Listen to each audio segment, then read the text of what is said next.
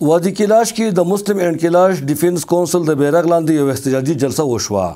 د دې جلسې صدارت صالح نظام ایډوکیټ کولو. جلسه کې د مسلمانانو او کیلاش قبیلي مشرانو او زنانو د خپل خیالاتو څرګندونه وکړه. دوی وی چې کیلاش د خپل مخصوص کلتور او قدرتي ښکلا په وجه درسته نړۍ کې مشهور دي.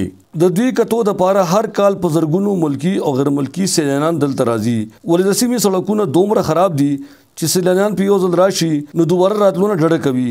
جلسه کې یو قرارداد هم منظور شو چې پکې د دې سړک د جوړېدو غوښتنه وشوه. دوی وی چې تیر شوي حکومت کې د دې سړک دپاره 4 اربه 80 کروڑ روپۍ منظور شوي وي، ولې تر اوسه پورې په دې سړک کار شروع نه شو.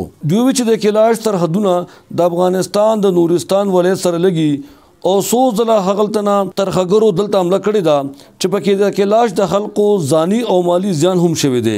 دوی د چیف اف آرمي سټاف نه غوښتنه وکړه چې دا سړک د پاک پوج په خپله جوړ کړي، ځکه چې د دې سیمې د ډیفنس پوینټ اف ویو سره هم غټ اهمیت دی. د سیمې د نارینه او زنانو په خولې یوه خبره وه چې موږ ته سړک پکار دی. یہ ہم انتہائی تکلیف کے حالت میں ہیں، لوگ بہت پریشان ہیں موجودہ گورنمنٹ سے، اسپیشلی NHA سے.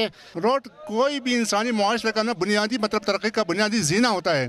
جب روڈ نہیں ہے، نہ کوئی ٹورزم ہے، نہ دوسرے کوئی ترقی سرگرمیاں. کیونکہ ہمارے یہاں میں روڈ چاہیے، کیونکہ ہمارا روڈ بہت خطرناک ہے، اس لیے یہاں آنے کی وجہ سے وہ لوگ ڈرتے ہیں. ہر کوئی یہ پوچھتے ہیں کہ آپ نے روڈ کیوں نہیں بناتے ہو. میں روڈ چاہیے، روڈ بہت خطرناک ہے، میں روڈ چاہیے.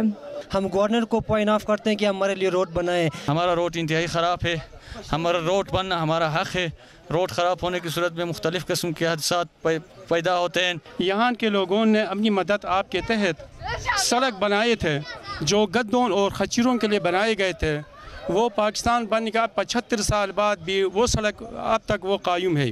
اس حوالے سے اگر دفاعی طور پر ہمارے افواج پاکستان کو اپنا رسپانس دینا پڑا، اس میں ہمیں دشواری کا سامنا کرنا پڑ سکتا ہے، کیونکہ ادھر بہت سیاح ادھر آتے ہیں اور وہ خوش ہونے کے بجائے ادھر ناراض ہو کے جاتے ہیں. لوگ مایوس ہو چکے ہیں حکومت سے اور حکومتی اداروں سے. سب سے مایوس ہو کر جلد ہمارے روڈ عملی تعاون شروع کیا جائے، چونکہ آپ کو معلوم ہے کہ روڈ کے بغیر تو مطلب ہر ایک جگہ کا وہ جینا مرنا مشکل ہے.